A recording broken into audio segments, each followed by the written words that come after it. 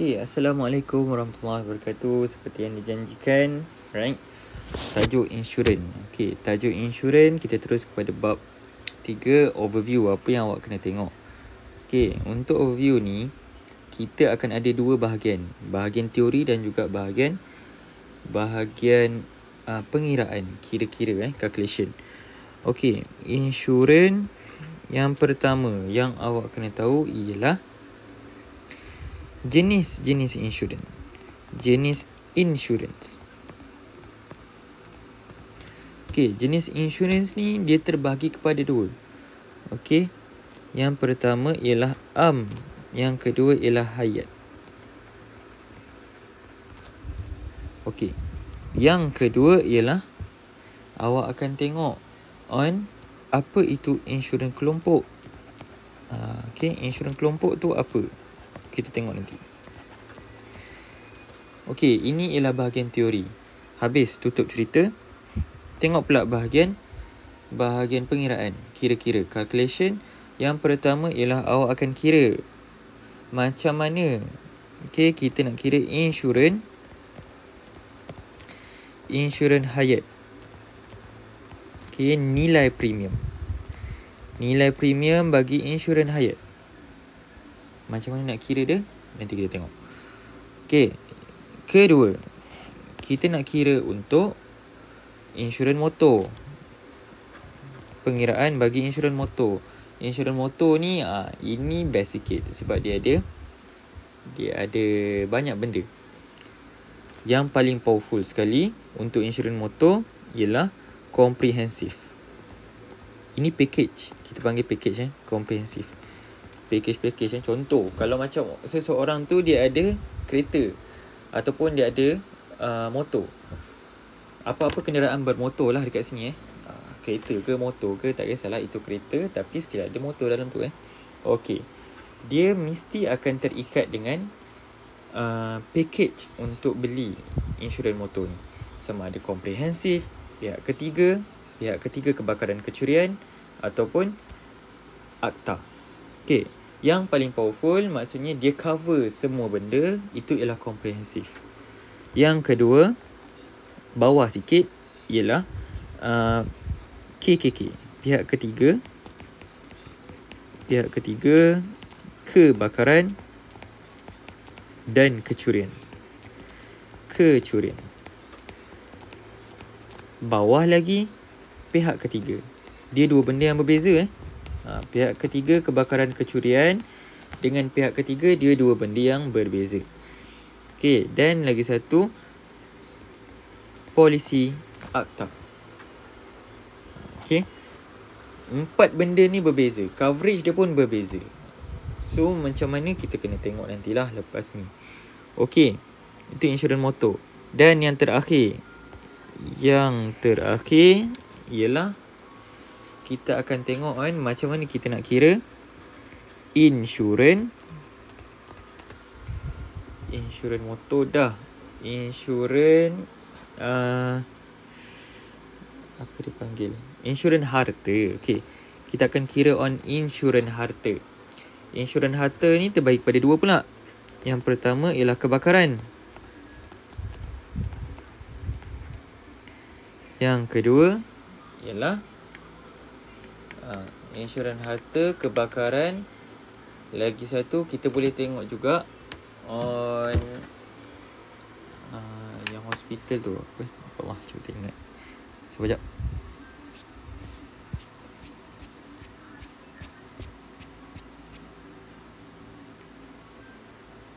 Ini kandidat tibel, insurans harta dan juga insurans harta kebakaran dan juga apa lagi satu co-insurans kesihatan. Insurans harta, kebakaran dan juga kesihatan. Ini co-insurans.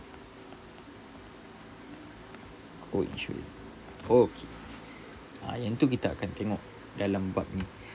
Yang pertama, jenis-jenis insurans. Jenis insurans. Tapi sebelum kita jump kepada jenis-jenis insurans, kita kena tahu insurans ni dia melibatkan pihak apa dan apa syaratnya. Okey. Kalau insurans dia melibatkan dua pihak. Okey, antara orang yang membeli insurans dan juga ahli syarikat insurans. Okey. Yang membeli insurans kita panggil dia sebagai pemegang polisi. Pemegang polisi ni siapa? Yang membeli insurans. Contoh, cikgu nak membeli insurans. Cikgu lah dipanggil sebagai pemegang polisi. Okey, yang membeli insurans. Lepas tu, syarikat. Okey, contoh. Ini syarikat ni.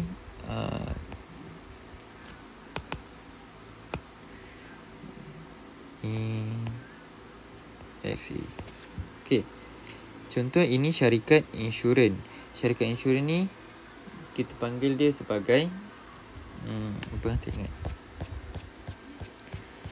kita panggil dia sebagai ni syarikat insurans lah. Pemegang polisi dan syarikat insurans. Syarikat insurans ni apa? Syarikat insurans ni lah yang akan kita simpan duit dekat dia. Kita akan simpan duit pada syarikat insurans. Syarikat insurans ni dia akan jaga duit kita. Okey. Kita bagi duit, lepas tu dia bagi balik. Okey, lepas tu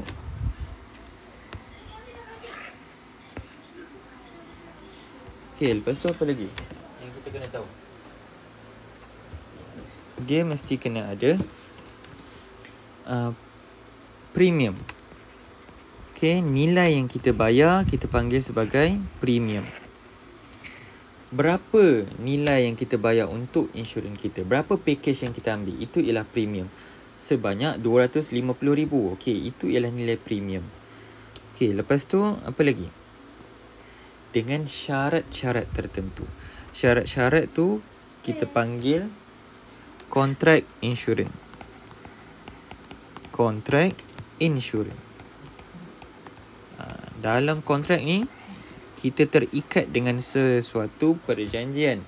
Perjanjian ni apa? Okey, kena follow apa yang dia bagi. Contoh, coverage untuk insurans package ini hanya setakat boleh cover, contohlah, ward peringkat rendah sahaja. Jadi bila ward peringkat yang tinggi, maka kita kena tambah lagi duit kita. Itu contohnya. Okey. Lagi satu, kita ada satu benda lagi. Prinsip indemnity. Okay, prinsip indemnity ni apa? Okay, prinsip indemnity ni awak kena tahu. Syarikat insurans akan membayar ganti rugi kepada pemegang polisi. Kalau berlaku kerugian yang diinsurankan pada amount yang dia tak melebihi kerugian yang dia alami. Okay, maksudnya pihak insurans akan bayar balik ganti ruginya pada awak. Okey, itu ialah prinsip indemnity. Okay, yang tu awak kena tahu untuk pihak yang terlibat dalam perjanjian insurans. Okey. Next, apa lagi awak kena tahu? Jenis-jenis insurans. Okey, kita tengok terus. Jenis insurans.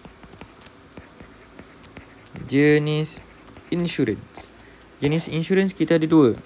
Kita ada hayat dan kita ada am. Okey, hayat dan am. Life insurance Okey. Life insurance ni dia melibatkan apa? Okey, kita tengok syarat-syarat ni kat sini. Mana syarat-syarat ni? Okey, insurans hayat. Tengok, dia akan tertakluk kepada kematian, hilang upaya keilatan ataupun penyakit kritikal. Okey, kematian, apa-apa yang melibatkan kematian ataupun hilang upaya. Contoh, hilang upaya kekal. Okey, hilang upaya kekal dan menyeluruh. Itu di bawah insurans hayat.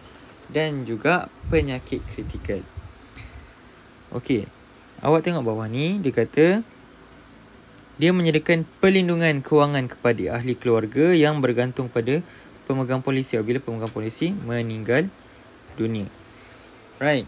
So, kalaulah pemegang polisi ni masih hidup, okay, tapi dia mengalami dia mengalami kecacatan secara kekal, maksudnya dia akan terima semula pampasan daripada pihak syarikat.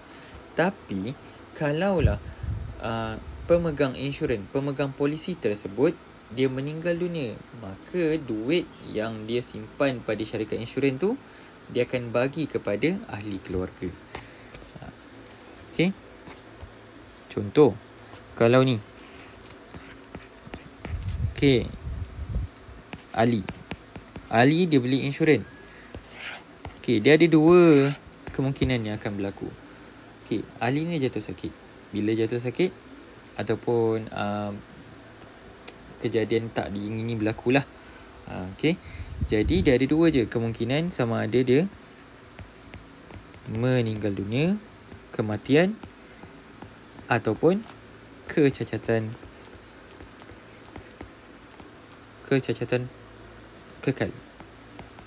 Jika dia meninggal dunia, maka duit yang disimpan pada syarikat insurans tersebut akan diberi pada ahli keluarga dia. Okay. Kalau kecacatan kekal, maksudnya Ali ni masih hidup. Okay, duit tersebut diberi pada diri dia lah, pada Ali, pada dirinya, dengan syarat yang telah ditetapkan. Syarat yang telah ditetapkan macam mana? Dia tak adalah terima lamsam. Maksudnya akan adalah syarat-syaratnya. Okay. Right. Lepas tu, itu ialah untuk insurans hayat. Okay. Insurans am. Insurans am apa? Okay. Yang ini tadilah 3 benda tadi tu. Okay. Kalau insurans am ni dia ada 8 semua sekali.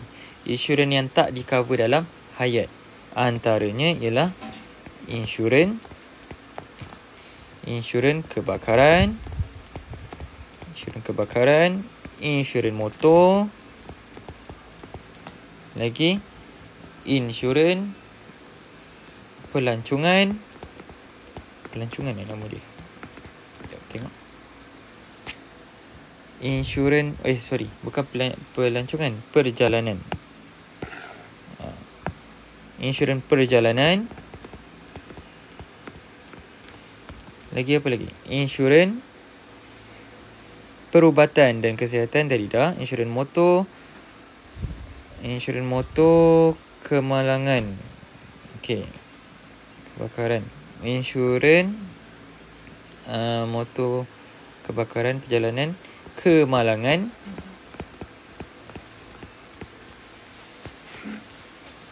Okey. Tadi lagi kesihatan. Kesihatan dan perubatan. 5 Okey. Yang 8 ada lagi benda lain. Dia banyak. Okey, dia banyak. Insurans am ni kira macam add-on apa yang awak nak ambil.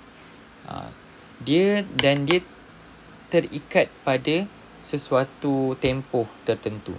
Contoh, insurans perjalanan tak adalah awak nak ambil seumur hidup. Okey, time awak nak pergi travel je lah awak ambil perjalanan tu.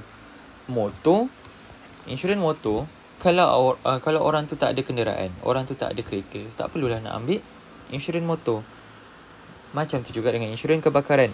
Insurans kebakaran, apa yang mewajibkan untuk diambil? Jika dia ada rumah, jika dia ada tanah atau rumahnya sendiri, jadi perlulah ambil insurans kebakaran. Okey, kira dia mempunyai harta rumah, ambillah insurans kebakaran. Tapi kalau dia tak ada, tak perlulah nak ambil. Insurans kesihatan, insurans kesihatan ni nak kata penting lah untuk kita ambil. Insurans kemalangan pun sama juga. Okey, itu ialah berkenaan dengan insurans am. Insurans am ni cikgu tak ni banyak lah. Ini awak boleh baca. Tengok ni. polisi insurans. Premium yang dibayar pula adalah pada satu-satu masa apabila anda memerlukan perlindungan polisi tersebut. Kalau kita perlukan insurans tu, barulah kita akan bayar untuk kita subscribe insurans tersebut. Okay, now kita move kepada kita tengoklah sikit insurans motor. Rasanya video yang pertama ni hanya untuk teori je lah. Okay, untuk insurans motor, apa yang awak kena ambil? Insurans motor ni yang awak kena tahu ialah bila kita ada kenderaan, wajib untuk mempunyai insurans motor. Okay, dia ada 4 jenis. Akta, pihak ketiga, kebakaran, kecurian ketiga dan juga komprehensif. Okay, polisi akta. Untuk polisi akta, apa yang dia cover? Apa yang dia cover?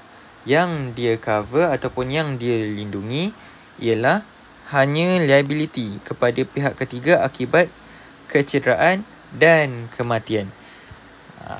Okey. Pihak ketiga tu apa? Kita tengok kepada bahagian ini, bahagian kanan ni. Pihak yang pertama ialah pemegang polisi, diri kita lah. Contoh, diri kita sendiri. Cikgu lah cikgu. Contoh lah cikgu. Kedua ialah pihak syarikat insurans. Ketiga ialah orang yang cikgu langgar ataupun orang yang melanggar cikgu. Okey.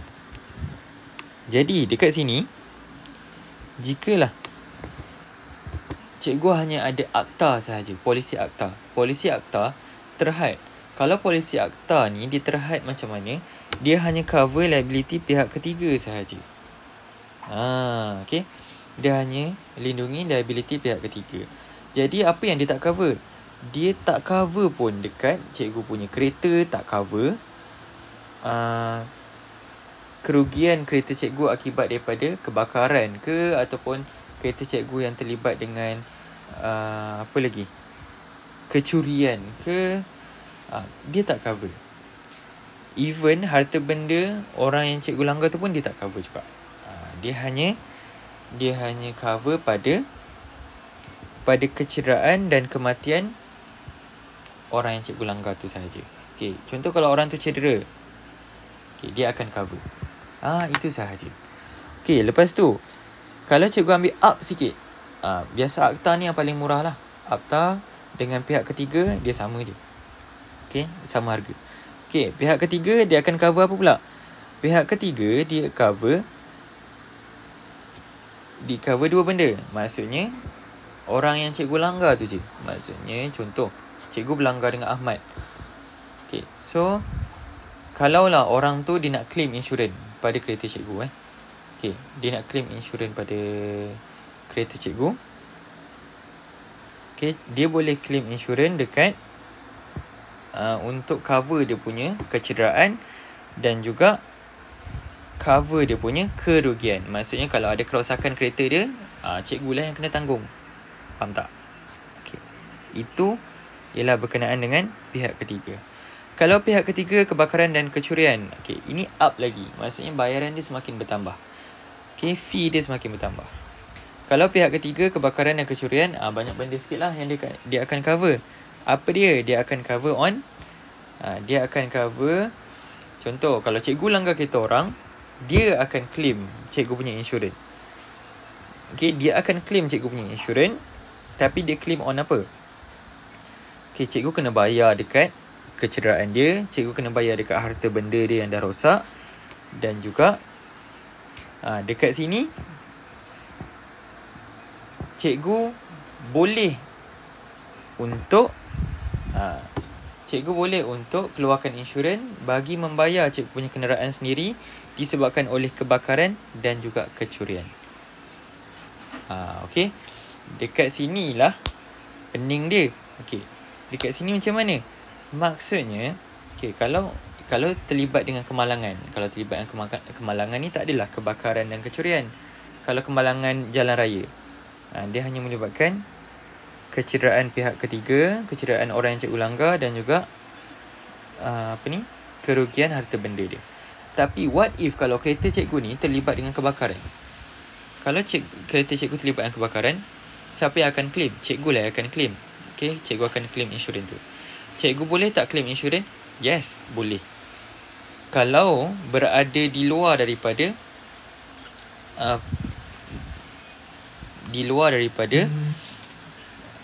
kemalangan jalan raya. Kalau cikgu berada dalam situasi yang kereta cikgu terbakar, boleh tak cikgu claim insurans? Yes, boleh. Sebab apa? Sebab cikgu ambil pihak ketiga kebakaran dan kecurian. Contoh, apa lagi? Kalaulah kereta cikgu terlibat dengan kecurian, tiba-tiba ada orang pecah kereta, parking dekat cikgu parking dekat, tengah malam, okay, book hotel, lepas tu hotel tu tak ada tempat parking, cikgu parking dah dekat depan tanah lapang tu. Tiba-tiba esok pagi pump kena pecah. Nauzubillah min zalik lah. Kena pecah. Kalau kena pecah, cikgu boleh claim insurans. Takkanlah nak guna duit sendiri kan. Gunalah duit insurans yang kita dah bayar. Okay, kita guna duit insurans. Duit insurans ni dia boleh cover on kerosakan kereta cikgu disebabkan oleh kecurian. Okay. Kalau untuk pihak ketiga, contohlah kalau cikgu hanya ambil pihak ketiga sahaja. Kalau pihak ketiga sahaja, kereta cikgu terlibat dengan pecah kereta, okay, ataupun kecurian. Boleh tak cikgu minta untuk insurans cover bahagian kerosakan kereta cikgu disebabkan kecurian? Tak boleh. Dia ada limit. Sebab pihak ketiga dia hanya cover kepada ini je. Kepada kecederaan pihak ketiga disebabkan kemalangan jalan raya dan juga kerugian harta benda pihak ketiga disebabkan kemalangan jalan raya. Dia hanya terlibat dalam kemalangan jalan raya je. Jadi yang bawah ni dia tak cover kalau pihak ketiga lah. Tapi kalau pihak ketiga kebakaran kecurian, dia cover ketiga-tiga. Kalau komprehensif macam mana? Komprehensif ni dia akan cover secara menyeluruh. Ini yang paling terbaik. Komprehensif ni yang paling selamat. Dan tak berisiko lah. Dia tak ada risiko.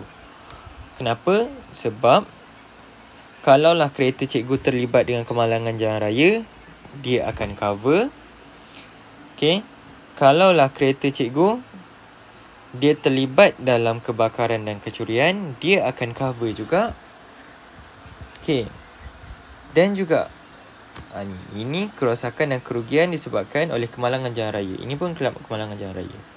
Dia boleh cover. Maksudnya semua benda dia cover. Komprehensif ni yang paling mahal.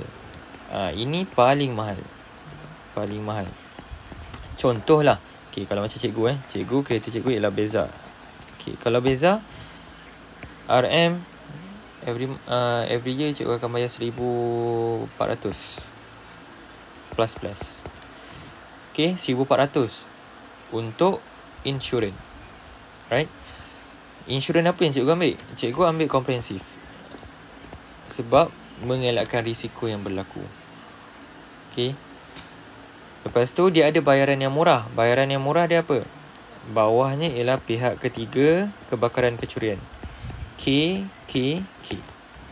Kuranglah sikit. Kurang sikit sebanyak berapa? Ini kena bergantung kepada pengiraan. Pengiraan nanti kita akan belajar. Contohlah, ini harga dia 800. Okay. Lepas tu, kalau dia ambil yang lagi murah, pihak ketiga dan akta, bayaran dia sama. Okay, pihak ketiga dan akta, ini bayaran dia sama. Kalau cikgu ambil yang paling murah, mungkin bayaran dia 150. Murah memang murah, tapi risiko yang ditanggung je banyak. Kalau yang paling mahal, ya betul, memang kita bayar mahal, tapi risikonya rendah. Itu perbezaan dia. Okey, lepas tu insurans kebakaran. Insurans kebakaran dia memberi perlindungan dekat rumah kediaman ataupun bangunan perniagaan. Harta yang kita ada tu, dia akan lindung kita punya harta daripada kebakaran, kilat, letupan. Apa-apa yang melibatkan api ataupun yang melibatkan kepada kerosakan, tak ada nak cakap bencana alam. Api, kebakaran, kilat dan letupan. Okey, lepas tu kalaulah disebabkan banjir dia tak cover dalam kebakaran. Contoh kalau banjir Banjir dia tak cover dalam kebakaran. Banjir dia kena ambil perlindungan selain daripada kebakaran. Apa dia? Dia akan ada insurans apa dia panggil? Insurans bencana alam tak silap cikgu. Ini insurans bencana alam. Yang ni disebabkan taufan, banjir. Maksudnya dia kena bayar lebih lagi. Nampak? So insurans kebakaran ni dia hanya dia hanya limitkan kepada kilat, kebakaran, letupan. Selain daripada tu banjir, resuhan sebagainya, itu kena bayar lain pula. Kena tambah pula. Okay, next. Perubatan kesihatan. Kalau perubatan kesihatan ni, ini berkenaan dengan kos dia. Kos perubatan. Kalaulah kita masuk ke dalam hospital, okay, kita masuk hospital tu dan perlu membayar untuk jumlah kos rawatan. Okay, sebanyak contoh untuk apa ni, kos bagi pembedahan sebanyak 70,000. Jadi kita bolehlah claim insurans. Claim insurans untuk nilai sebanyak sekian-sekian. Itu ialah insurans perubatan dan kesihatan. Seterusnya, insurans kemalangan diri. Kemalangan diri. Apa pula kemalangan diri ni? Kalaulah berdasarkan kecederaan yang kita alami, kalau macam jatuh ke, ataupun apa-apa yang berkaitan dengan diri kita lah. Contoh kemalangan yang tak disengajakan. Okay, kecederaan anggota badan, kecacatan hilang upaya. Okay, contoh di tempat kerja ataupun di rumah. Itu boleh di-cover dalam insurans kemalangan diri. Okay, lepas tu apa lagi? Insurans perjalanan. Insurans perjalanan, kalau awak pergi travel, perlu ambil insurans. Kalau DIY awak kena uruskan sendiri. Tapi kalau awak ambil under package, contoh package pelancongan, dia akan carikan ke awak lah. Insurans bagi perjalanan, diorang akan cari dan awak hanya bayar sahaja. Biasa kalau DIY yang risau. DIY ni awak kena cari juga insurans perjalanan. Kalau tak, kalau awak hilang pasport ke, awak hilang duit ke, awak hilang bag luggage ke, itu dia akan jadi problem dekat awak. Sebab apa? Awak tak ada insurans. Bayaran dia akan semakin mahal. Okey. Dah habis berkenaan dengan insurans hayat dan insurans am. Okey, seterusnya apa lagi? Okey, ini habis cover. Okey, insurans kelompok. Insurans kelompok ni dia ada dua jenis. Insurans kelompok, organisasi dan juga murid. Organisasi dan juga murid. Kalau organisasi ialah pekerja. Okey, pekerja. Contoh, setiap orang, okey, setiap pekerja mestilah dia bekerja untuk satu company, okey. Maka untuk satu syarikat ni dia wajib kena sediakan, okey, insurans kelompok bagi pekerja-pekerja dia. Contoh kan, macam Setiabudi ataupun IIUM School, okey, waktu cikgu dekat IIUM, dia cover cikgu tak ingat Takaful ke apa, Takaful ke Prudential, bukan Prudential rasanya. Dia cover cikgu punya apa ni, insurans. Tapi adalah nilai-nilai dia. Setahun boleh claim sebanyak berapa ringgit. Dia tak boleh lebih daripada had limit tu. Okey, itu ialah insurans pekerja. Lepas tu insurans kelompok bagi murid. Okey, kalau murid, dia ada juga perlindungan kewangan. Kalau murid tu terlibat dengan kecacatan ke, ataupun lumpuh ke, allowance semua akan diuruskan di bawah insurans kelompok bagi murid. Itu dia. Itu dua benda yang berbeza. Awak kena tahu. Okey, lepas tu next.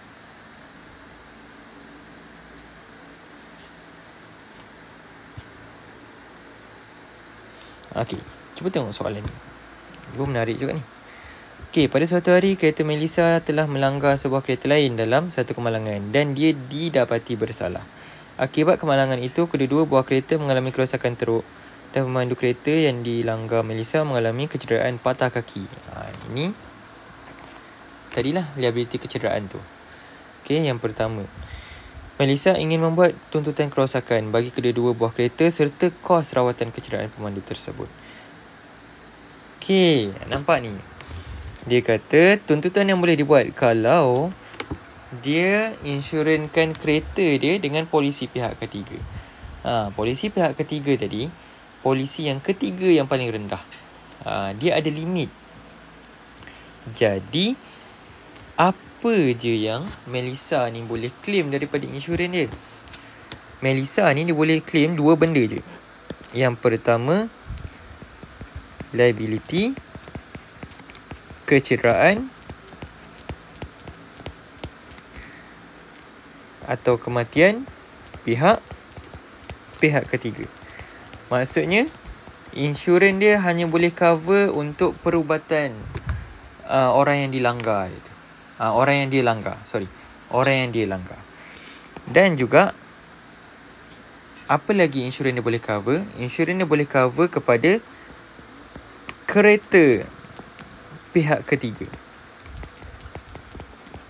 Itu je. Kereta dia boleh tak insurans cover? Tak dapat. Tak dapat cover kerosakan kereta sendiri. Sebab apa? Sebabnya pihak ketiga tadi kita tengok. Sebab apa? Tengok, pihak ketiga dia hanya cover pada liability pihak ketiga akibat kecederaan dan kematian dan juga harta benda pihak ketiga. Kerugian tidak di cover sekali. Itu maksudnya. Okey? Faham Kalau tak faham, awak boleh tanyalah. Awak boleh tanya je dalam grup. Okey, nanti cikgu akan jawab. Okay, right. So, ini berkenaan dengan teori. Habis jenis insurans dan juga insurans kelompok. Okay, lepas tu video yang seterusnya kita akan masuk on pengiraan.